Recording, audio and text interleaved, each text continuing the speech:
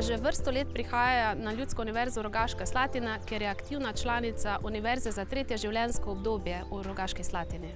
Sem invalidsko upokojena zaradi bolezni. Bolezen mi je spremenila popolnoma življenje, tudi precej razmišljanja.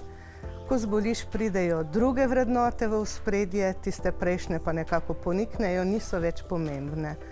To je naša ustvarjalka, kar naprej nekaj ustvarja in kadarkoli nam zmanjka idej za kakšna darila ali kar podobnega, potrkamo na vrata in pri njej se dobi vse. Najboljše je še to, ker nam velikokrat tudi kaj podari. Jaz vedno rada iščem neke nove izzive in tako tudi sem se začela ukvarjati s stvarmi, za katere prej ni bilo časa, ker sem po poklicu učiteljica. Žal bom to vedno, čeprav ne več v razredu, nekako se mi zdi, da je to moje poslanstvo. Edita je izjemno marljiva, pridna, delovna, redno se udeležuje delavnic in tečajev. Eden izmed teh tečajev je sigurno angleški jezik in pa psihološka delavnica. Ukvarjam se z zeliščarstvom, potem izvajam delavnice v zvezi z zeliščarstvom pri Društvu invalidov Zgornje Posotelje in Kozjansko. Čarovnička, včasih ji rečemo, razne kremice in ne vem kaj, in se potem včasih kaj porežemo. Ona pride, glej, imam kremico, ti bom namazala, malo tako skeptično pogledamo, ampak vam povem, si namažemo in pomaga. Tako da tudi na tem področju je. Imam 7 certifikatov status umetnine Slovenije. Morda najljubši mi je status, ki je bil podeljen za klekljano čipko, ker ta v naših krajih ni ravno prisotna. Največja strast pa največja ljubezen, ki traja in samo še raste, so pa tihe knjige. Ona ustvarja, vam povem, 26 ur na dan. Ne vem, zelo je redoljubna, pa vztrajna.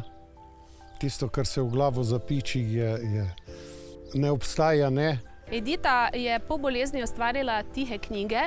Le-te je ustvarila iz materialov, ki ne le da spodbujajo učenje in domišljijo, hkrati nekako krepijo tudi te finomotorične spretnosti pri vseh, ne le tistih najmlajših, tudi pri tistih v tretjem življenjskem obdobju. In ta knjiga je v celoti personificirana in potem ta knjiga nosi tudi na naslovnici otrokovo ime, da jo otrok vzame za svojo. In potem z raznimi pedagoškimi prijemi in ročnimi spretnosti ustvarim neko zgodbo, skozi katero peljem otroka. Copatkom se prišijejo gumbi in tako otroci lahko razne gumbe prišijejo. Gre tudi malo za logično razmišljanje, ker število luknjic pa lega je tudi odvisna, kam pravi gumbek bi lahko stal. Moja bolezen je precej nenavadna in sicer se pojavlja tako, da nimam dovoda kisika v možgane, to pa pomeni, da so možgani tudi precej poškodovani. Ja, pred letom pa pol sem preživela rak debelega črevesa, bila sem operirana. Ja, jaz upam, da sem mu dokazala, da mi pač ne more do živega in najboljše, da me pusti pri miru, ker se bom vedno pobrala, tako kot sem se do zdaj po vsaki težavi.